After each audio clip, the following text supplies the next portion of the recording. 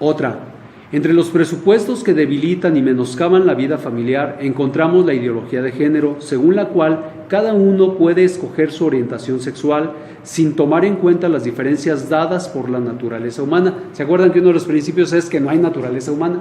Si no hay naturaleza humana, pues es irrelevante lo que quieras distinguir de esa naturaleza. Esto ha provocado modificaciones legales que hieren gravemente la dignidad del matrimonio, el respeto al derecho a la vida y la identidad de la familia. Última, el Papa Emérito Benedicto XVI dice, es el logo que le pusimos anónimo, es de Benedicto XVI. La ideología de género es la última rebelión de la criatura contra su condición de criatura. Con el ateísmo, el hombre moderno pretendió negar la existencia de una instancia exterior que le dice algo sobre la verdad de sí mismo, sobre lo bueno y sobre lo malo. Con el materialismo, el hombre moderno intentó negar sus propias exigencias y su propia libertad, que nacen de su condición espiritual. Ahora, con la ideología de género, el hombre moderno pretende librarse incluso de las exigencias de su propio cuerpo. Se considera un ser autónomo que se construye a sí mismo, una pura voluntad que se autocrea y se convierte en un Dios para sí mismo. Ya nadie me creó, yo me creo a mí mismo como yo quiero. Me voy a hacer hombre, luego me hago mujer, luego me hago intermedio, luego Sí saben que hay toda una agrupación,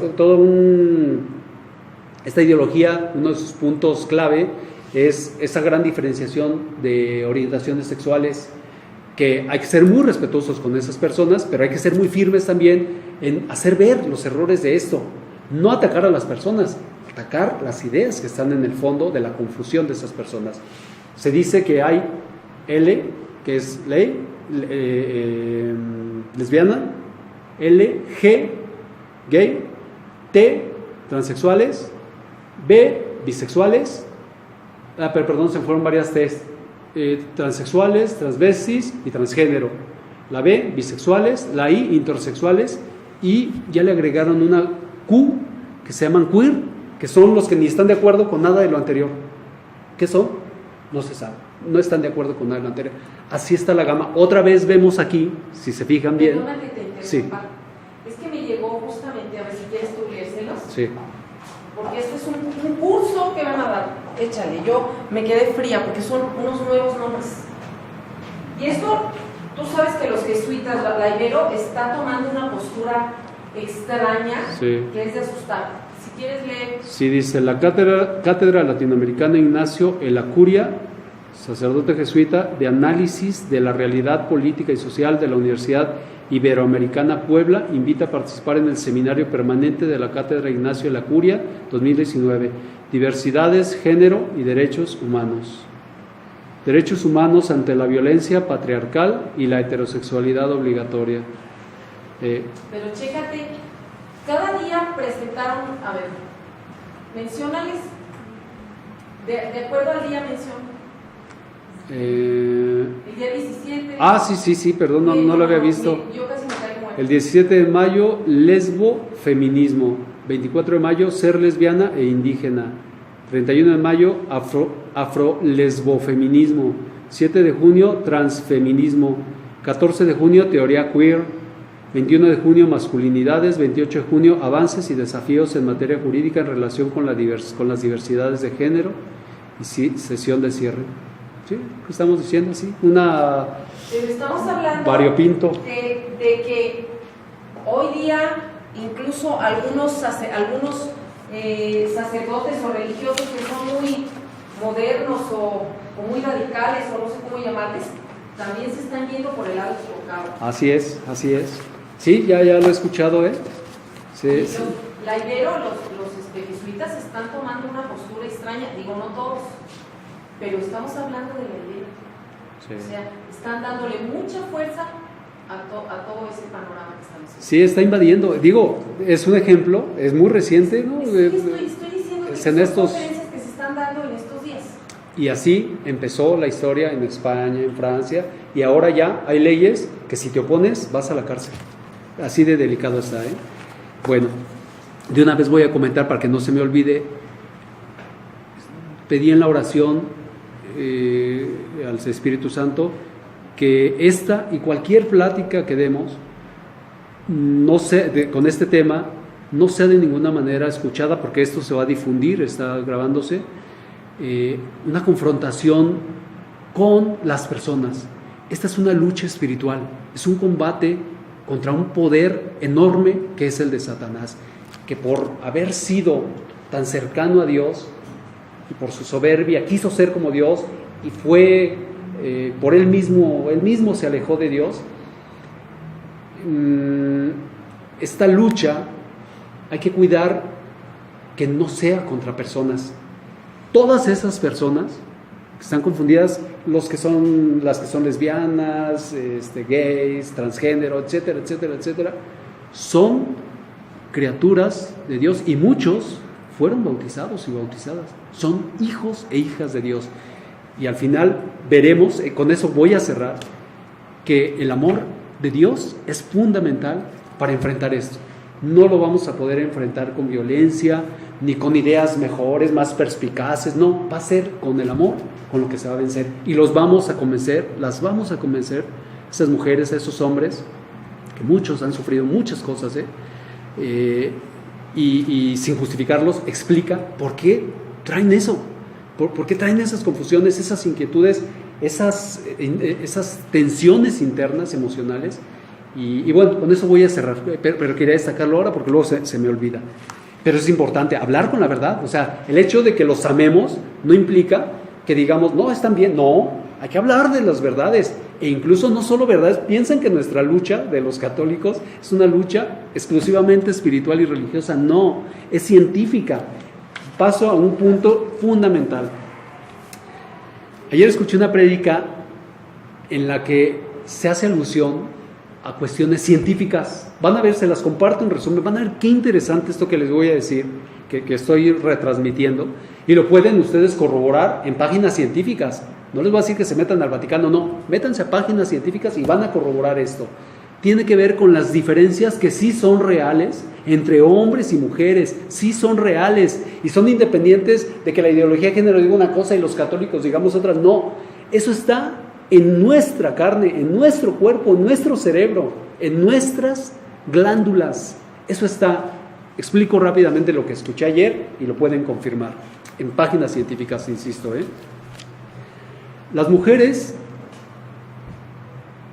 y los hombres tenemos un elemento del cerebro constituido de forma bien distinta, como consecuencia de mayor o menor cantidad de testosterona.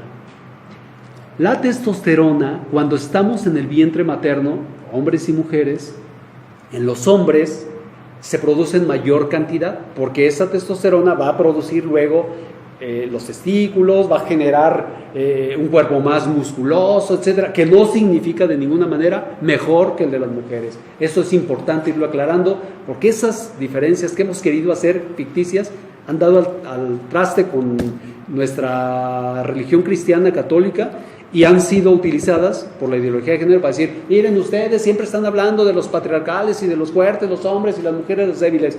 En muchas cosas tienen razón. Por eso no hay que caer en esos errores. Quiero insistir en esos errores aquí. Lo voy a hacer no en este momento. Sigo con las diferencias.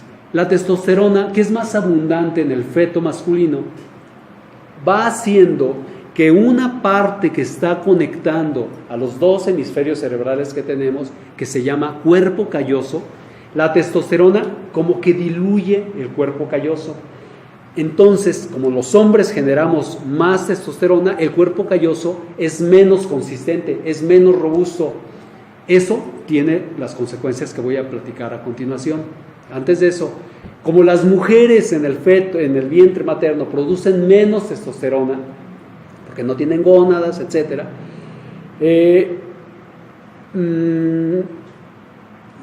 producen menos testosterona, su cuerpo calloso no se va disolviendo, no se va reduciendo, adelgazando, como si se adelgaza el de los hombres. ¿Cuál es la consecuencia de un cuerpo calloso más robusto y menos robusto? ¿Quién lo tiene más robusto? ¿El cuerpo calloso? ¿Más robusto? ¿Más robusto? ¿Más grueso? ¿Más fuerte? ¿Quién? No, las mujeres. Porque porque la testosterona no lo disuelve. Los hombres lo tenemos menos robusto, más adelgazado, porque la testosterona lo va diluyendo. Esto es científico, esto no es religión, ni es ideología de género, esto es ciencia, pura ciencia y pura fisiología y neurología. ¿Qué hace? Sí. Yo llevé un curso de bioética del padre Ramón Lucas y justamente, o sea, tú en este momento dijiste la mujer no tiene gónadas, sí tiene gónadas, pero son femeninas. Son femeninas, sí. Nuestra diferencia. Si tienes gónadas femeninas, tienes cuerpo de mujer, tienes vagina, tu psique es de mujer, pues eres mujer. Si tienes testículos, ¿sí? Tienes próstata, tienes cuerpo de hombre, tienes psique de hombre, eres hombre. Y tú decías antes que de pronto pueden pensar que los atacamos, es que pueden pensar, ¿sí? Cuando sabemos perfectamente que no es así. Sencillamente, cuando una persona sabe que no tiene la razón y quiere que se la des, tiene que gritar fuerte y tiene que enojarse para que tú le digas que tiene la razón. Pero en realidad es un pelearte con hechos que son biopsicofisiológicos que no podemos modificar, o sea, no se puede. No podemos negar. No podemos negarlo. Entonces, cuando tú, ante lo evidente, quieres que te digan otra cosa, como si de pronto yo digo que estas paredes son blancas, y grito cada vez más fuerte, pues a lo mejor hay 1 o 2 o 3 atarantados que dicen ya para que se calle vamos a decirles que son blancas. ¿No son blancas? No son blancas, ¿no? Son ligeramente verdes, ¿no? Bueno. Son verdes oscuros. Está bien. Son como verde. Está bien. Si no, al final las pintaron de verde, si mal no recuerdo. Pues sí están como gris, pues. Exacto, gris. es un blanco. El piso es medio. Entonces, cuando dices algo y tienes que gritar fuerte para que otros te sigan, entonces tú mismo te deberías cuestionar. Porque si yo sé que tengo la razón, no necesito gritar, porque sé que la razón no existe. Entonces, cuando hay situaciones, hechos evidentes desde su raíz, y no quieres ver esa realidad, ni cómo ayudar. Sí, estoy de acuerdo. Pero hay personas que por situaciones, sobre todo de su infancia, sí traen un sufrimiento psicológico que sí les hace creer con firmeza que no son hombres ni son mujeres. Sí los hace creer eso. Son confusiones, son producto de un sufrimiento emocional, algunos son violaciones, etcétera, etcétera. Es ahí en donde yo creo que debemos ser caritativos, muy caritativos. En lo demás, en esta defensa de la razón, la ciencia, hay que ser muy firmes. De la obviedad. Así es, de la obviedad. En lo caritativo, en esas partes de confusión, de dolor, de orígenes dolorosos de esas situaciones, hay que ser muy caritativos y no entrar como en esas polémicas, porque creo que es otro ahí el planteamiento, es más bien de sufrimiento psicológico sobre todo. Bueno, pero a esa firmeza yo me refería, ser firmes. ¿Qué pasa con el cuerpo calloso? Ya lo adelantaste, pensamos diferente. ¿Por qué? Se explica de la siguiente manera y no me voy a detener más en ese punto. Ustedes investiguenlo, tienen que empezar a investigar para que vean que estamos diciendo cosas sensatas, cosas serias, que desarticulan los planteamientos de la ideología de género, las raíces.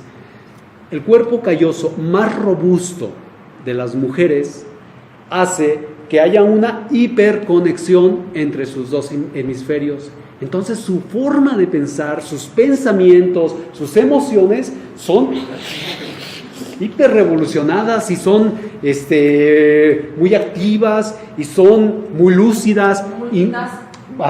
Incluso esa diferencia fisiológica del cerebro, el cuerpo calloso más grueso, provoca, está demostrado también, que su visión sea más aguda que la nuestra. Se dice que científicamente se ha demostrado que ustedes perciben muchos más colores que los hombres y los perciben también con mayor agudeza. Además de que son más colores los perciben con más intensidad, y nosotros no es que veamos como los animales dicen, ¿no? Que en blanco y negro, no, tampoco estamos así, pero tenemos diferentes formas de ver. Ustedes, y bueno, son mujeres, están aquí muchas mujeres, gracias a Dios, sí perciben eso, ¿no? Ustedes comprueban que sí piensan así, con esa rapidez y están en todo y sus oídos también, el sentido del oído está hiper desarrollado. Todo eso es producto del cuerpo calloso más robusto. Eso también tiene implicaciones negativas. No estamos diciendo que por eso son inferiores, pero tiene implicaciones negativas. Una de ellas, que es la que se comenta por este fraile, es que como sus recuerdos vienen tan a menudo porque se les conecta rápidamente el derecho con la izquierda, tienen mucha dificultad para perdonar.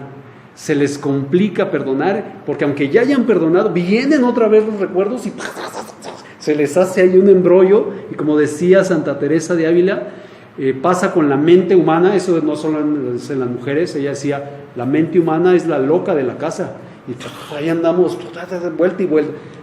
Eso les pasa a ustedes positivamente. Fíjense cuántas cosas buenas: mayor sensibilidad, mayor agudeza, perciben el sufrimiento de la gente, saben cuando uno como hombre está bien o no está tan bien, el hijo, que algo pasó. A propósito de esto, comenta el fraile que una mujer sabe, sin ver a su hijo, con el sonido de sus pisadas entrando a la casa, saben si viene triste, si viene alegre, si viene enojado, con las puras pisadas distintas por su oído. ¡Qué belleza nos dio Dios! ¿Cuál es la diferencia del cuerpo calloso más delgado de los hombres? Que nosotros no tenemos esa hiperconectividad. Nuestro cerebro funciona más por hemisferios.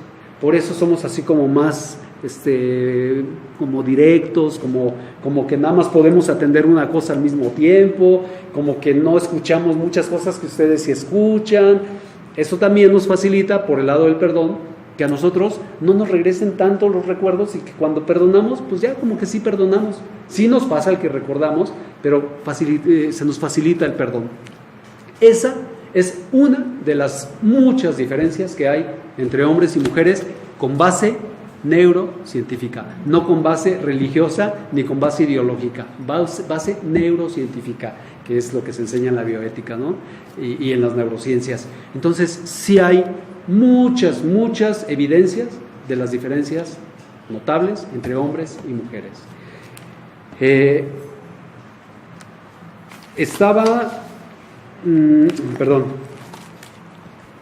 Creo que ya terminé la explicación de la historia, fue muy rápida, pero traté de mostrar solo para recordar cómo Carlos Marx, con sus planteamientos, echó a pelear al proletariado contra los dueños del capital.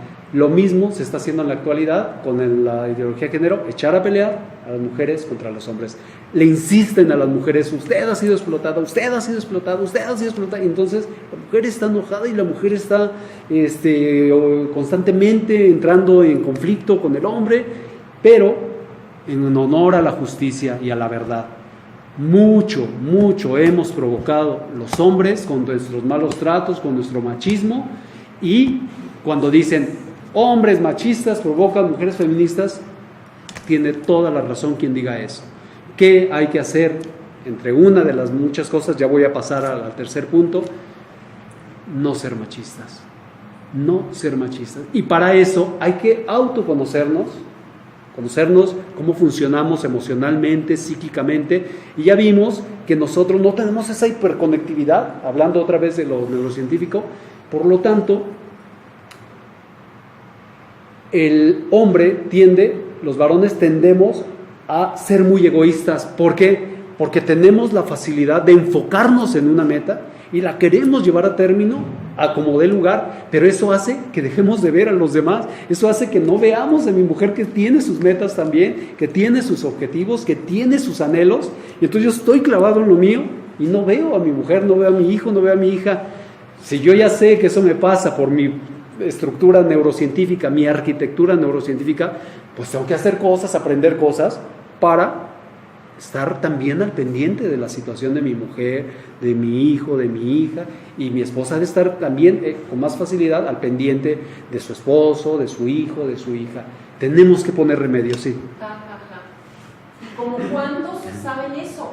Yo en este momento estaba pensando en cómo piensan y cómo procesan todo esto de la familia y de la armonía y de los roles en familia, y yo estoy hablando propiamente de la que vive conmigo, bueno, que ella no vive porque ya vive en Guadalajara, pero mi hija, cuando yo quiero sostener con ella conversaciones de este tipo, me dice, no mamá, no nos vamos a poner de acuerdo. ¿Por qué? Porque ella ha visto cómo ha sido en su familia y ella no quiere repetir patrones. Ella dice, lo siento, si a ti te gustaba así, pues ahí quédate. Pero yo paso de ello y yo voy a vivir de una manera distinta. Pero se van al extremo, lo radicalizan porque... Sí, como al feminismo, ¿no? Exactamente, pero eso justamente, se van hacia, yo lo siento. Mira hija, es que debe haber roles, es que, mamá, por favor, mira, vamos a estar a gusto porque vine un día, no hables de ese tema porque vamos a salir mal. O sea, ella vio algo que no le gustó y ella dice, yo ni loca repito el mismo patrón.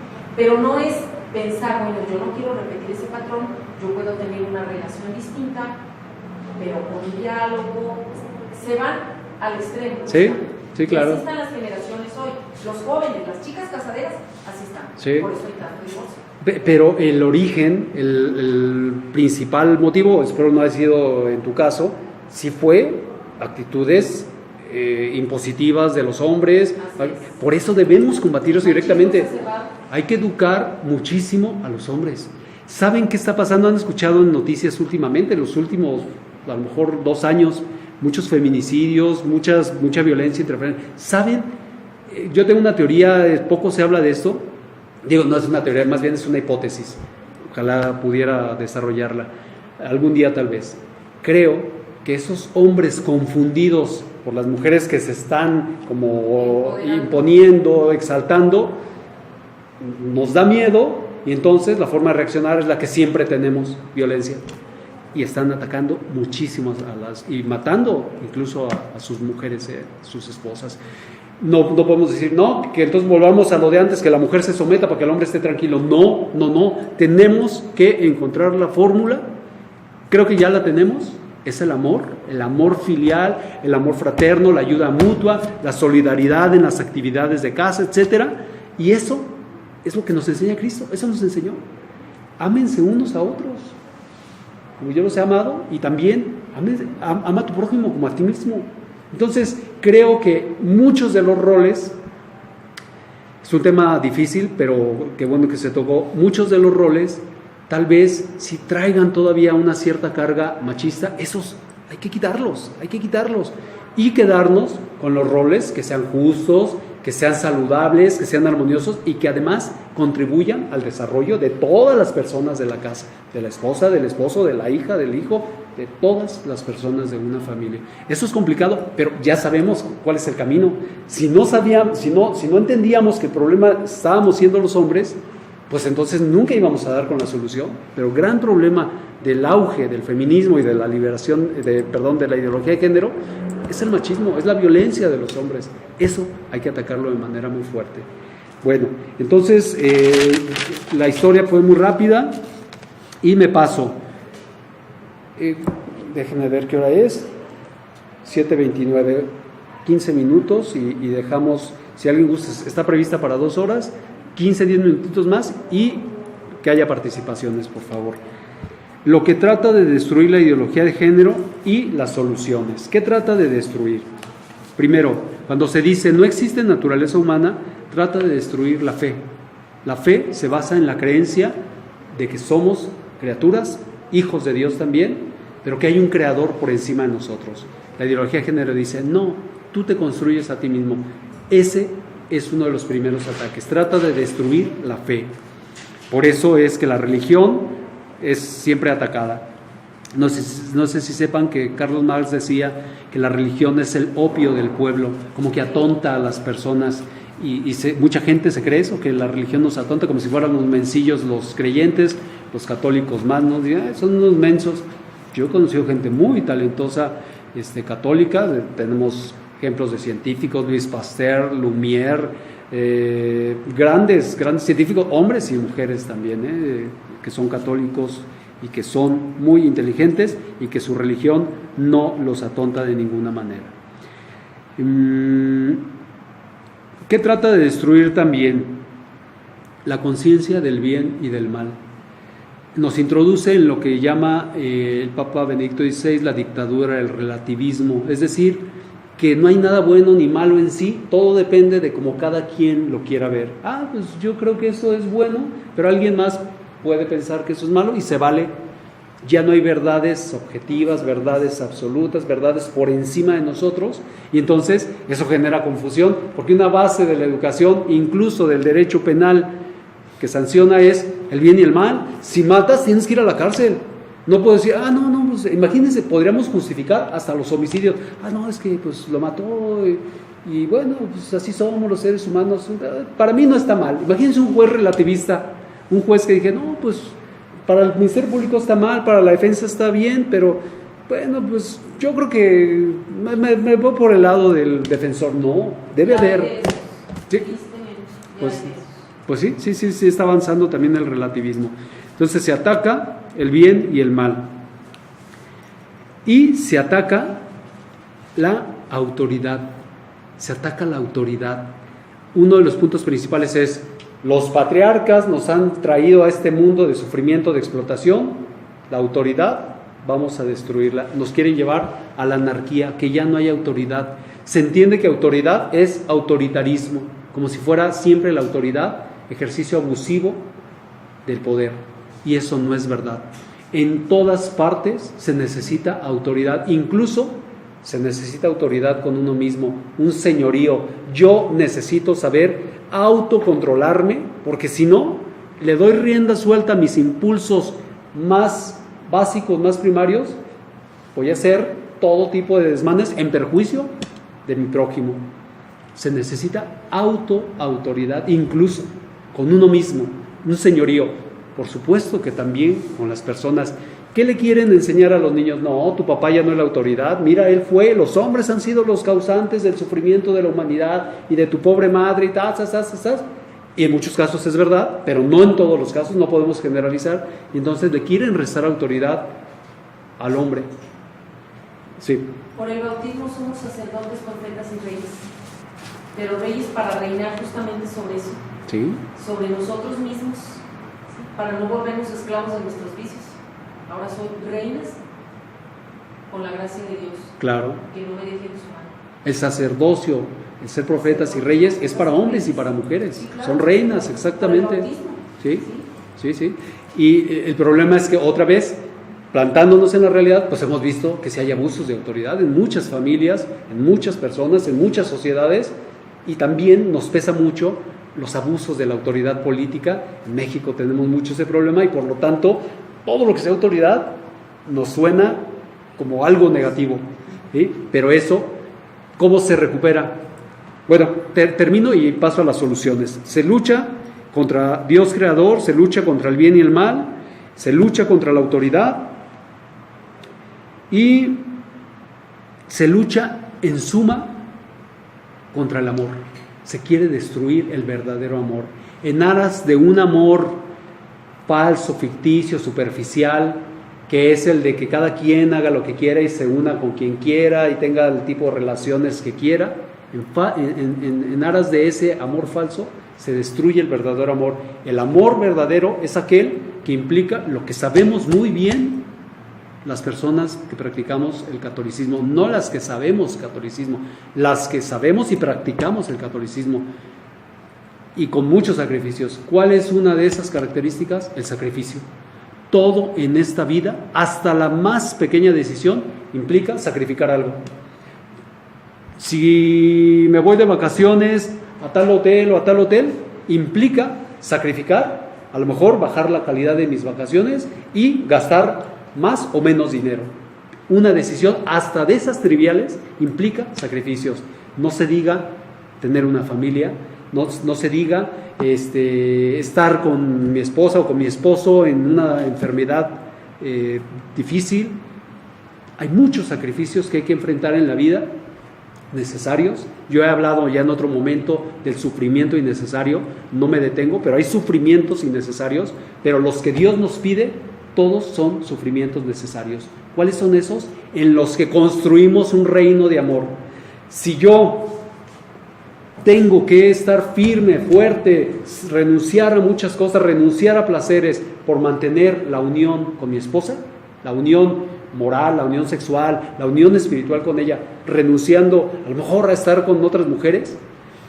Eso, que digo, es un sacrificio que tendríamos que hacer todos, pero no se hace en la actualidad, es un sacrificio que Dios quiere, porque sabe que me va a traer un bien. Un sacrificio que no trae bien, esos no los busca Dios. Voy a poner un ejemplo nada más para cerrar la idea del sufrimiento innecesario. Una mujer que está casada es un ejemplo clásico, ¿no? Con un hombre terriblemente adicto al alcohol o a las drogas y que no hace absolutamente nada para sanarse, no le pide a Dios, no hace un esfuerzo, no va a un anexo, no va a un hospital, etc. No hace absolutamente nada y quiere estar en su placer que le provoca esa droga, ese alcohol. Ese hombre, su egoísmo, está deteriorando a esa mujer y está deteriorando a su familia. En esos casos incluso la iglesia permite no el divorcio, permite la separación de cuerpos y es válido. Esos sufrimientos son innecesarios porque no le abonan nada al reino de Dios, al contrario, está destruyendo las mentes, los corazones de todos los integrantes de esa familia. ¿Sí me explico?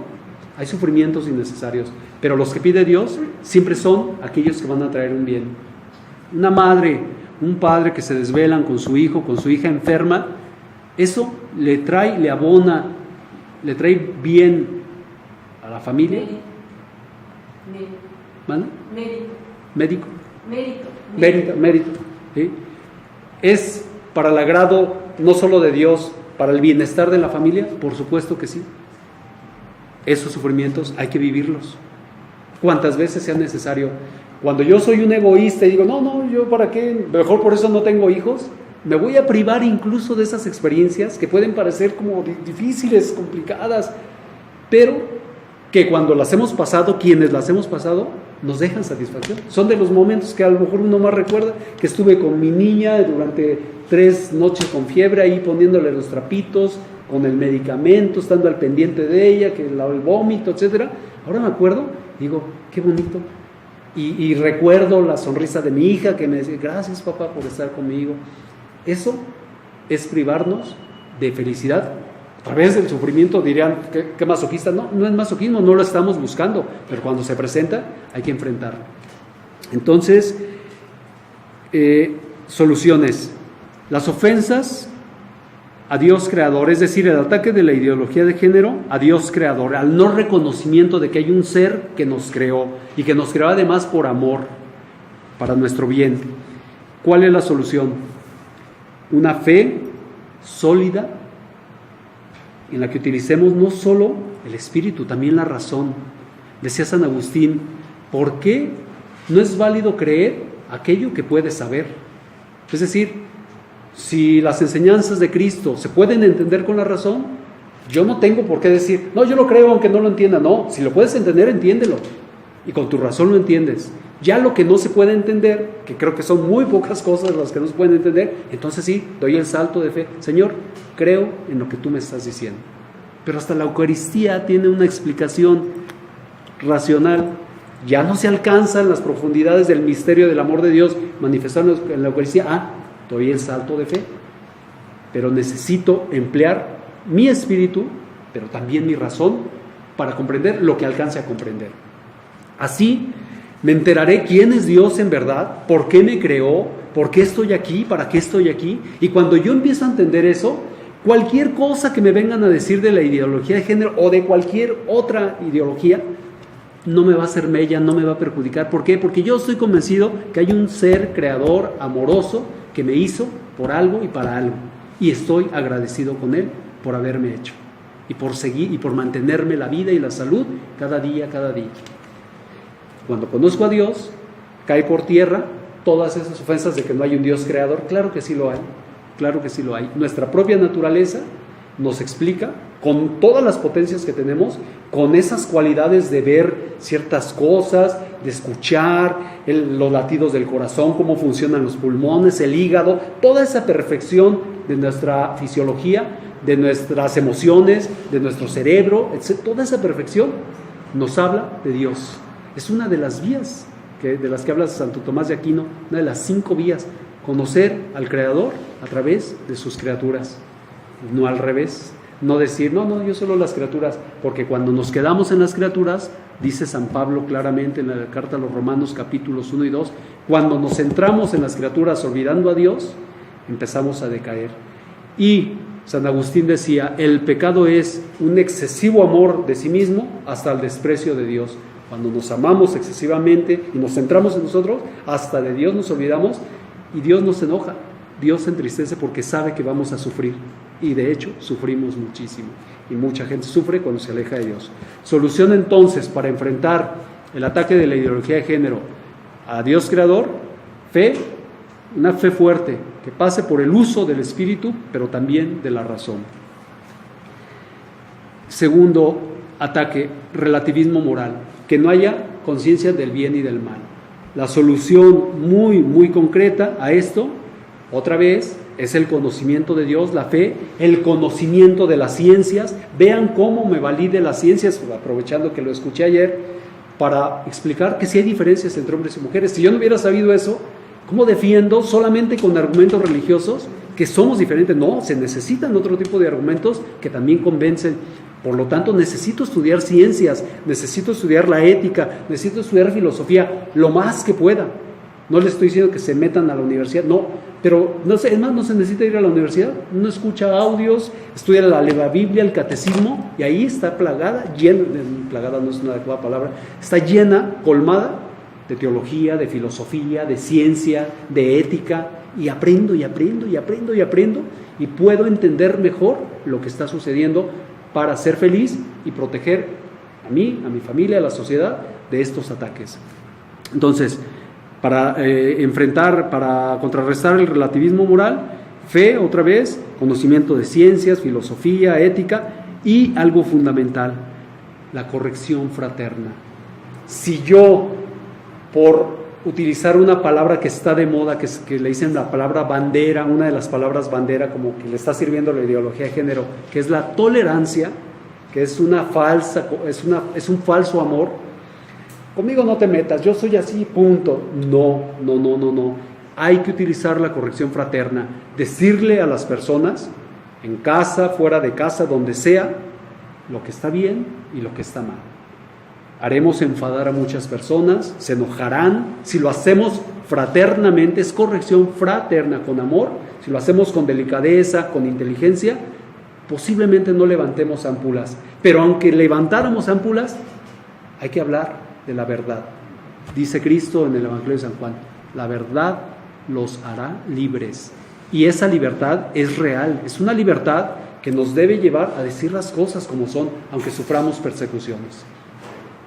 Y el ataque contra la autoridad es muy, muy básico, es el amor.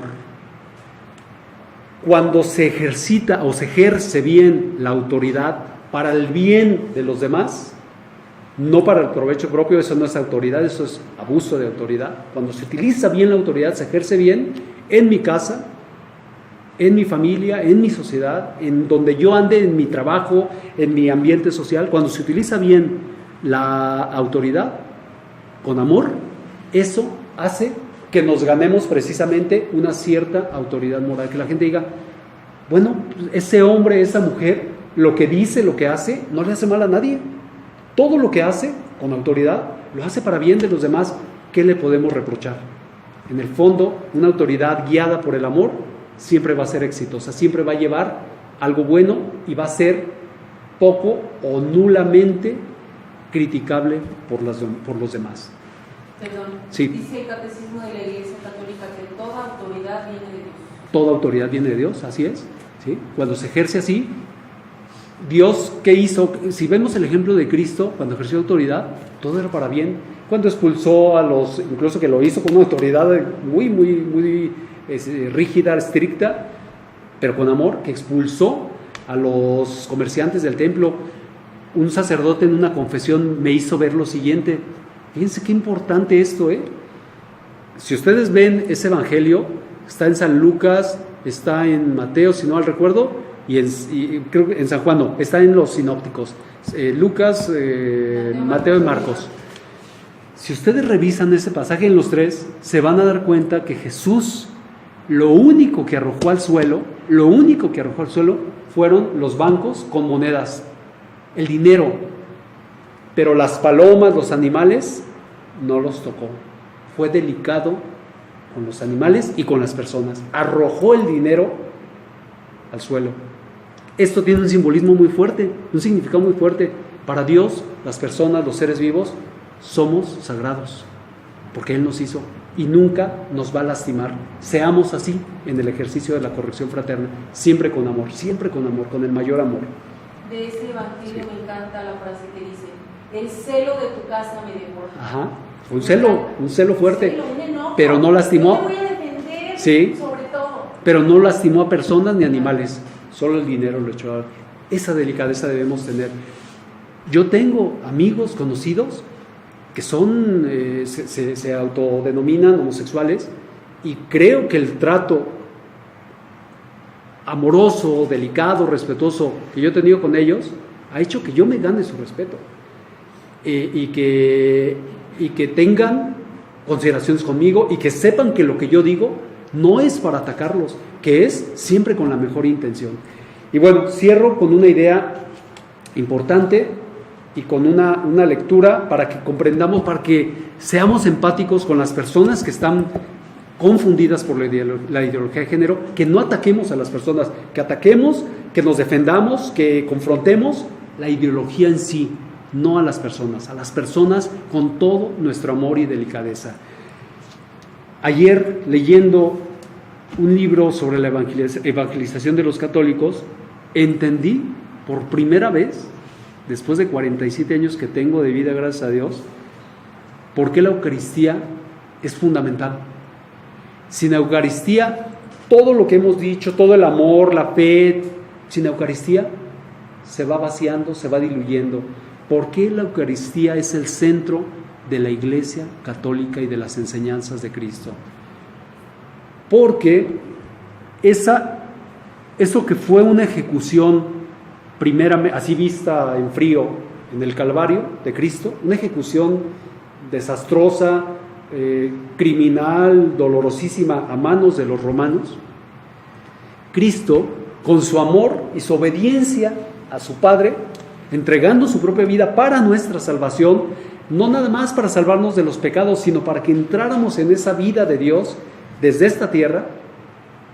La salvación de Dios no consiste solamente en librarnos del infierno, de los pecados, consiste también en que entremos desde esta tierra y en el más allá también, en la vida de Dios, que es amor, que es vida plena, que es vida alegre, que es vida buena. Por eso su primer milagro fue en una fiesta, hacer vino para que siguieran divirtiéndose, para que siguieran felices, en santa alegría, en santa felicidad. Dios siempre está buscando nuestra alegría. Cristo, con su amor, hizo que esa ejecución cruenta se convirtiera en un sacrificio, que era la forma en que los judíos saldaban como sus deudas. Ellos creían, no lo hacían en realidad, por eso seguía habiendo una vida difícil, una vida llena de pecados. Dirán ustedes, pues en la actualidad también, sí, pues porque no nos tomamos en serio la Eucaristía. Si nos la tomáramos en serio, no pecaríamos tanto como pecamos.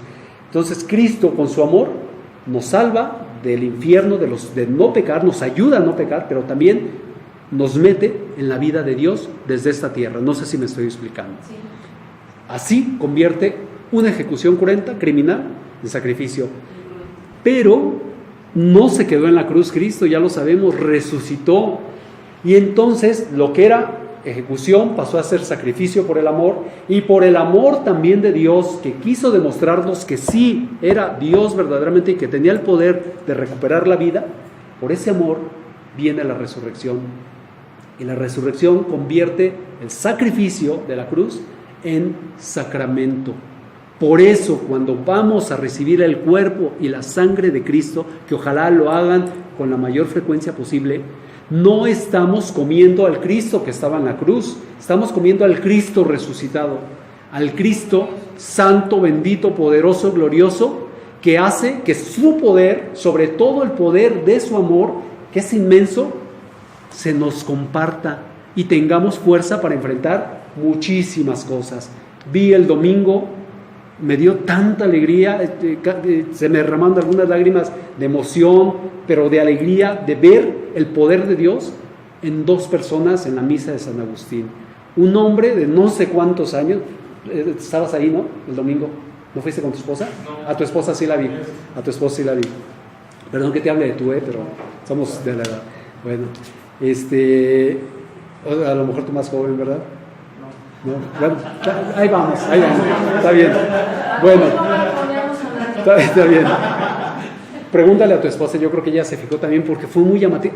Creo que atrajeron la atención de todos los feligreses e incluso del padre, estas 2 personas. Un señor, yo calculo que tenía más de 90 años, lleva, o a lo mejor hasta lo conocen, un portafolito que me imagino que es oxígeno, con su manguera, ya conectada permanentemente. Fue con un esfuerzo a comulgar, pero con un sacrificio. Estaba tan contento el Señor, llegó, comulgó, estaba feliz, su espalda estaba sudando del esfuerzo que hizo. Yo lo vi cuando se levantó y no estaba sudando. Cuando llegó a recibir la comunión, estaba sudando del esfuerzo que estaba haciendo. El padre incluso se adelantó un poquito para atenderlo a él, le dio la comunión, estaba tan feliz ese hombre. Yo dije, no sé cómo haya sido la vida de este hombre, pero seguramente si vivió cerca de Dios como en este momento lo está haciendo, tuvo fuerza para hacer cosas como esta, para amar, para sacrificarse por sus hijos, por su esposa, por sus hijas, por la sociedad, etcétera, etcétera, etcétera. Fue un ejemplo potente. Y otra señora, yo creo que de la misma edad, también que llegó con unos sacrificios. El padre tuvo que acercarse más a ella, pero llegó. Y me acordé también, en la semana procuro ir a misa todos los días. El padre, no sé cómo se llame, uno de los padres de la parroquia del Señor, de San Juan Bautista, del Señor Esquipulitas, ya sale en silla de ruedas, lo sacan. ¿Alguien sabe cómo se llama? Padre Ferreira. Salió, yo creo que le dio una embolia, me imagino, porque ya no utiliza la mano derecha, todo lo hace con la izquierda. Será una misa tan bonita. Le dije a mi esposa, mira, con ver a este hombre haciendo su sacrificio, ya con un aparato, escucha muy poco, se le entiende poco. Yo le dije, mira, puse la mayor atención, bendito sea Dios que pude verlo. Me recordó al Papa San Juan Pablo II en sus últimos momentos, escurriéndose la saliva, esos gestos que decían unos, ya paren esa masacre. Él quiso llegar hasta el final. Ese amor para hacer eso y seguir haciendo eso, no solo ir a misa, todo lo que implica el que una persona siga viviendo, solo viene de Cristo, solo lo da la Eucaristía, porque cuando no tenemos ese amor de Cristo, nuestro amor humano, que es fuerte, que es bonito y que viene de Dios, se va debilitando, no es perseverante, se va decayendo. Pongan en práctica la recepción de la Eucaristía, que es el sacramento donde otra vez comemos a Cristo resucitado, glorioso, poderoso, como está en el cielo, lo estamos comiendo como está en el cielo. Él se nos da humildemente.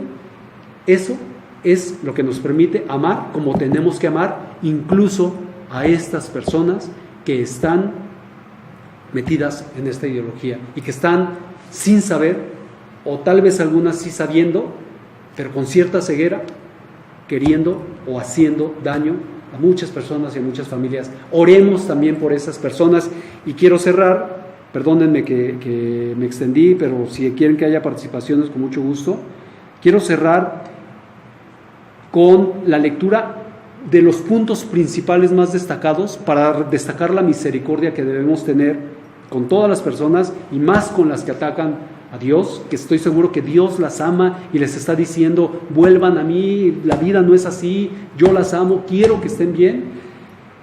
La biografía de uno de los principales ideólogos del marxismo, que se llamaba Antonio Gramsci, un italiano del que yo había escuchado muchas cosas, pero nunca había tenido cuidado en meterme a su biografía.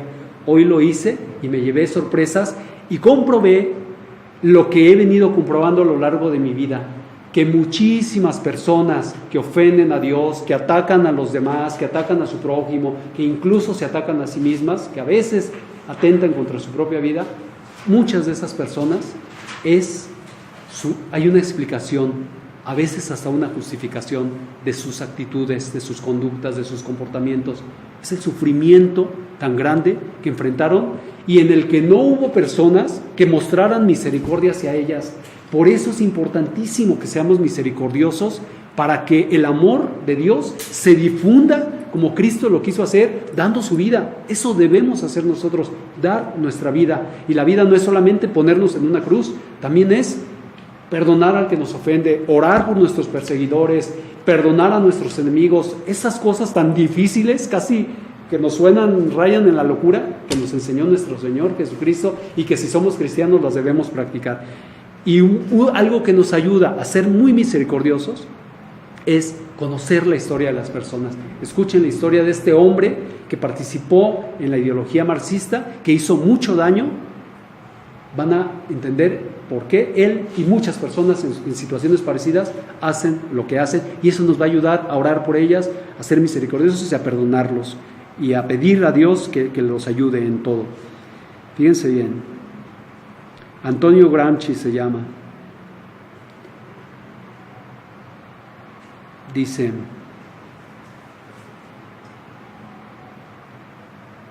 Antonio comenzó desde aquí. Fue hijo de, fue hermano de una familia de 7 hijos. Al año siguiente los Gramsci se mudaron a Sorgono, provincia de Nuoro, donde nacieron sus otros 3 hijos. El padre fue arrestado el 9 de agosto de 1898, era como funcionario, era abogado funcionario, bajo la acusación de peculado, concusión y falsificación, y fue condenado el 27 de octubre de 1900 a una pena mínima por la atenuante de escasa cuantía. Le dieron 5 años 8 meses. Privados del sueldo de su padre, su familia numerosa padeció una extrema miseria.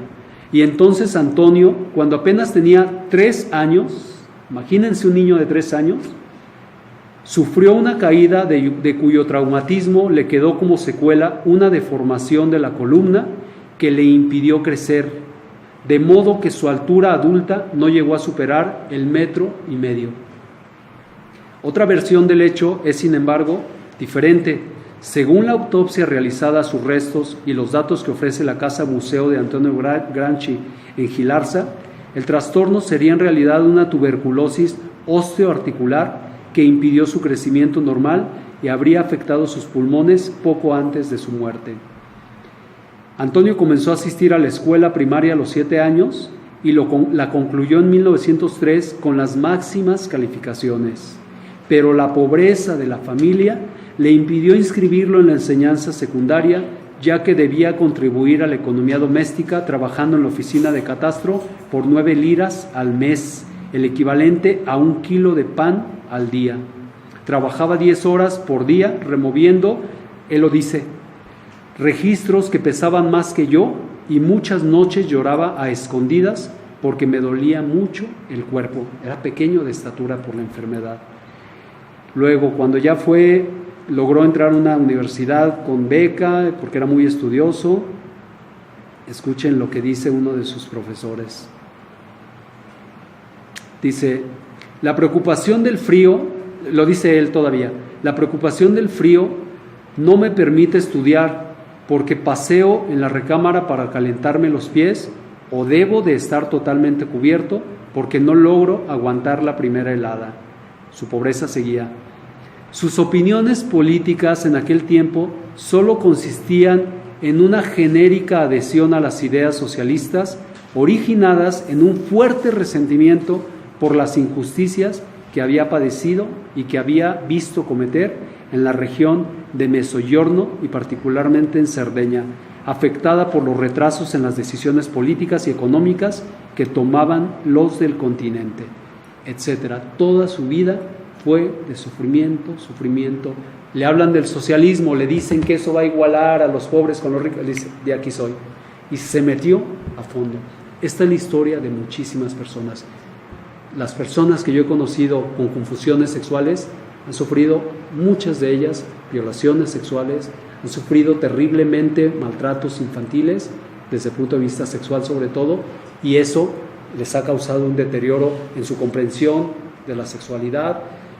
Han sufrido que nos ayude eso, pero aunque no tuvieran eso, aunque son personas que insisten y sin tener esos orígenes de su sufrimiento, de su confusión, de todos modos, Dios nos llama a la misericordia. Hablemos, hagamos como dicen que hacía Cristo. Cierro con esta idea. Dicen que Cristo era indulgente con el pecador, pero firme con el pecado. Indulgente con el pecador, pero firme con el pecado. Por eso a la mujer adúltera que iban a apedrear, que iban a matar a pedradas, le dijo: ¿dónde están los que te acusan? ¿No? Yo tampoco te condeno. Vete y no vuelvas a pecar. La perdonó, fue indulgente con la pecadora, pero fue firme con el pecado. No vuelvas a pecar. Cristo no dejaba igual a ninguna persona que tenía el gusto, el privilegio de conocerlo. Siempre eran mejores personas después de haber conocido a Cristo. Ojalá que así seamos y que podamos ayudar a las personas que están en esta situación, siendo firmes contra todas las ideas equivocadas de la ideología de género. Pues muchas gracias. Si gustan alguna participación, con toda confianza. Si ya no hay tiempo, como ustedes digan. Muchas gracias.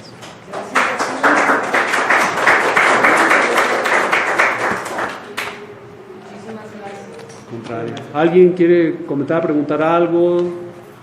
¿Nada? Bueno, pues que Dios nos ayude. Vamos a hacer una oración final. En nombre del Padre, del Hijo y del Espíritu Santo. Amén. Padre nuestro que estás en el cielo, santificado sea tu nombre. Venga a nosotros tu reino. Hágase tu voluntad en la tierra como en el cielo. Danos hoy nuestro pan de cada día. Perdona nuestras ofensas, como también nosotros perdonamos a los que nos ofenden. No nos dejes caer en la tentación y líbranos del mal. Dios te salve María, llena eres de gracia, el Señor es contigo.